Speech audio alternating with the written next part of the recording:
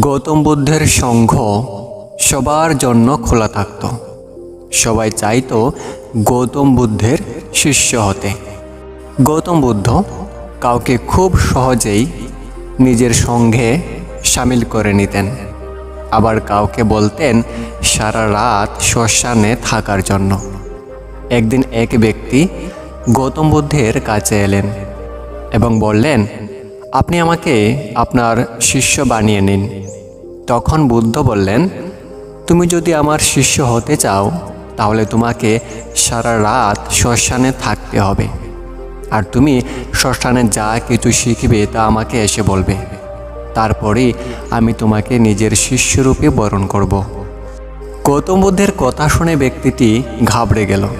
সে বলল, দিনের বেলা তো ঠিক আছে, কিন্তু রাত্রিবেলা শ্মশানে থাকা খুবই বিপজ্জনক। গৌতম বুদ্ধ বললেন, কিসের বিপদ? তখন সেই ব্যক্তিটি বলল, সেখানে ভূত প্রেত থাকবে এবং তারা আমাকে মেরে ফেলবে। বুদ্ধ বললেন, তুমি কখনো ভূত প্রেত দেখেছ? ব্যক্তিটি বলল, দেখিনি, তবে শুনেছি, আর কিছু এই ধরনের মানুষকে দেখেছি যাদের ভূতে ধরেছে এবং তারা অদ্ভুত রকমের আচরণ করেছে। তখন গৌতম বুদ্ধ বললেন, তাহলে তোমার কাছে এটাই সুযোগ ভূত প্রেত আছে নাকি নেই এটা জানার। তুমি শ্মশানে গিয়ে এক রাত থাকো আর আমার কাছে এসে সব কিছু খুলে বলো, সেখানে তুমি কি কি দেখেছ। যদি তুমি তাদের দেখা পাও তাহলে তারা দেখতে আসলে কেমন আমাকে জানিও, আর যদি দেখা না পাও তাহলে বুঝে নিও ভূত প্রেত বলে কিছু নেই। তুমি ভয় পেও না, সেখানে যা কিছুই ঘটুক তুমি শুধু আমাকে এসে বলো। তখন গৌতম বুদ্ধের কথা শুনে ব্যক্তিটি বলল, ঠিক আছে গুরুদেব, আপনি যখন বলছেন তাহলে আমি একদিন এবং এক রাত শ্মশানে কাটাবো। তারপর বুদ্ধ তাকে বললেন, ঠিক আছে, এখন তুমি আশ্রমে গিয়ে বিশ্রাম নাও এবং আগামীকাল ভোরবেলা শ্মশানের জন্য রওনা দিও। তারপর গৌতম বুদ্ধ নিজের 4 জন শিষ্যকে ডেকে নিয়ে বললেন, এই ব্যক্তিটি আগামীকাল শ্মশানে যাবে, তোমরা ওর পেছন পেছন যাবে, তার উপর নজর রাখবে, কিন্তু সাবধান, সে যেন জানতে না পারে তোমরা তার পেছন পেছন গিয়েছ। পরের দিন ভোরবেলা ওই ব্যক্তিটি গৌতম বুদ্ধের কাছে গিয়ে বললেন, আমি শ্মশানের উদ্দেশ্যে রওনা দিচ্ছি। বুদ্ধ তাকে অনুমতি প্রদান করলেন। ব্যক্তিটি সারা দিন এবং সম্পূর্ণ রাত শ্মশানে কাটিয়ে পরের দিন গৌতম বুদ্ধের কাছে এলেন। বুদ্ধ তাকে দেখে মুচকি এসে বললেন, তুমি সারা দিন ও রাত কাটিয়ে শ্মশান থেকে ফিরেছ, তুমি সেখানে কি দেখলে এবং কি শিখলে বিশ্লেষণ করে বলো। ব্যক্তিটি বলা শুরু করলেন, খুব সকালে আমি সেখানে পৌঁছে গেলাম। কিছুক্ষণ পর দেখতে পেলাম কিছু লোক একজন মৃত ব্যক্তির শব নিয়ে আসছে। কিছু লোক সামান্য ছিল, আবার কয়েকজন অনেক হাসি খুশি ছিল। কেউ বলতে লাগলো, সে খুব ভালো কর্ম করেছে, সে অনেক ভাগ্যবান। তারপর বৃদ্ধ ব্যক্তির ছেলেটি তার পিতার চিতায় আগুন দিল। তারা কিছু সময় সেখানে দাঁড়িয়েছিল, তারপর এক এক করে সবাই চলে গেল। একটু পরে সেখানে আরও 2টি শব এলো।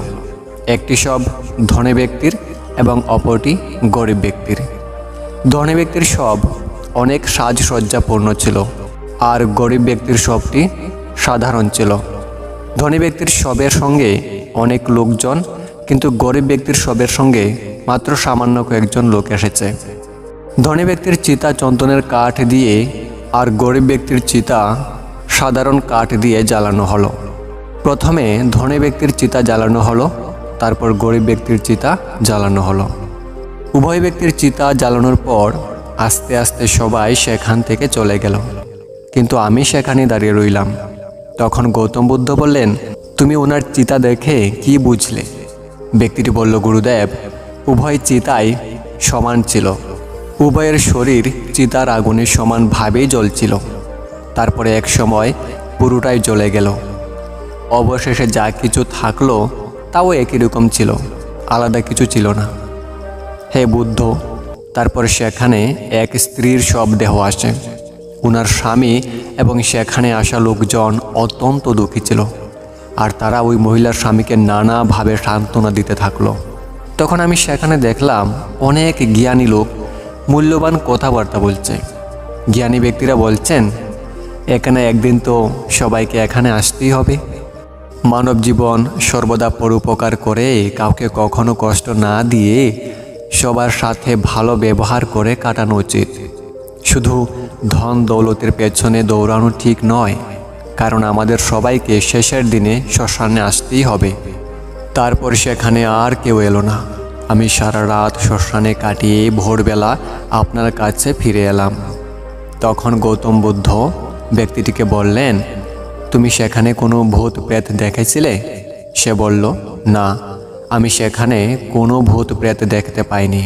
সারা রাত আমি ভয় পেতে থাকলাম, পাতার শব্দে, পশু পাখিদের আওয়াজে ভয় পেতে থাকলাম, কিন্তু কোনো ভূত প্রেতের দেখা পাইনি।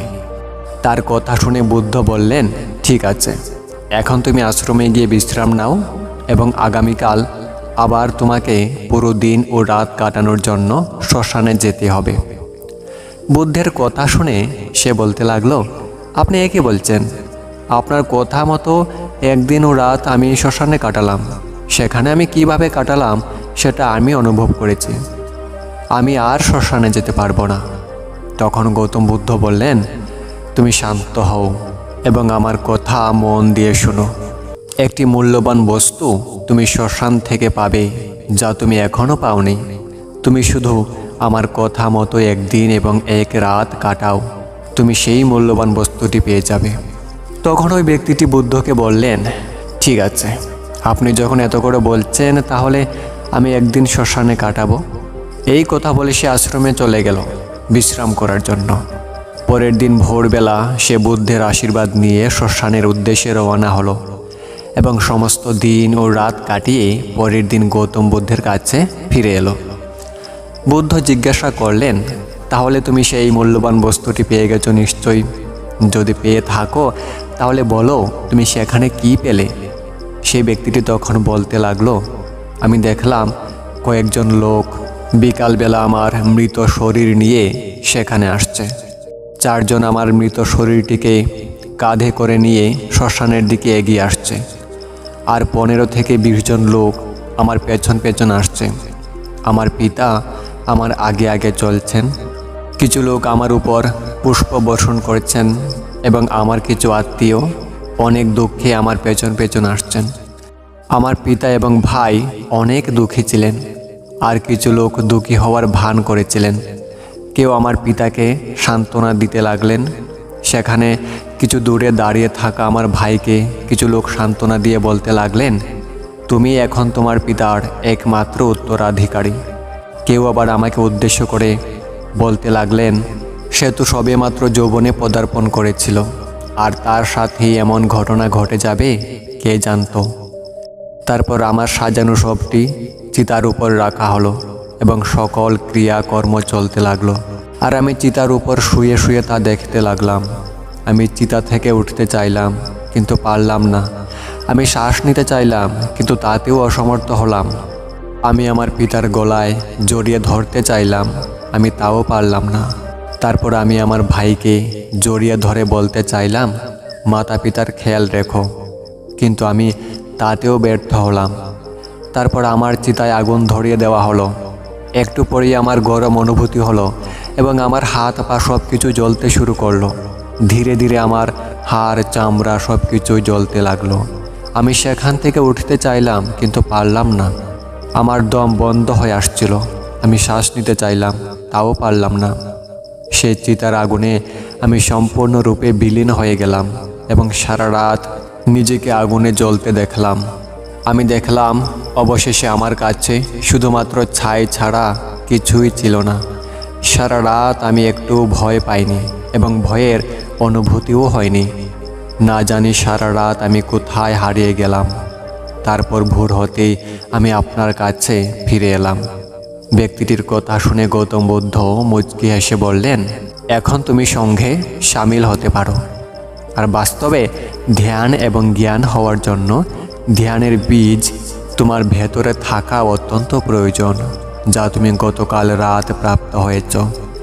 যখন তুমি জানতে পারলে এখানে সব কিছুই নশ্বর, এই দুনিয়াতে সবাই শ্মশানে যাওয়ার পর এটা তো জেনে যায় যে সবাইকে একদিন শ্মশানে যেতেই হবে, কিন্তু যখনই শ্মশান থেকে বের হয়ে যায় তখনই সব কিছু ভুলে যায় এবং নিজের জীবন পূর্বের মতো নির্বাহ করতে থাকে।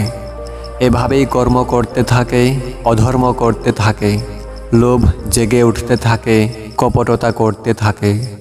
কিন্তু যখনই শ্মশানে যায় তখনই সবাই ধার্মিক হয়ে যায়। প্রথমবার যখন তুমি শ্মশানে গিয়েছিলে তখন তুমিও এই জ্ঞানী ব্যক্তিদের মতো ছিলে, যে মহাজ্ঞানী ব্যক্তিদের কথা তুমি বলেছিলে। কিন্তু যখনই তুমি দ্বিতীয়বার সেখানে গিয়েছিলে আর আজকে এখানে ফিরে এলে, তাই তোমার ভেতরেও জ্ঞানের বীজ উৎপন্ন হয়েছে। আমরা ততক্ষণ পর্যন্ত জীবনকে বুঝতে পারবো না যতক্ষণ না পর্যন্ত আমরা মৃত্যুকে জানতে পারবো। যে ব্যক্তি অসুস্থ শুধু তিনিই সুস্থতার মাহাত্ম্য বুঝতে পারবেন। যে ধ্যানের বীজ তুমি গতকাল রাত প্রাপ্ত হয়েছ, ওটাকে তুমি লক্ষ্য বানাও। এক বিশাল লক্ষ্য তোমার ভেতরে উৎপন্ন হবে, যা সবাইকে ধ্যানের ছায়ায় পরিপূর্ণ করে রাখবে।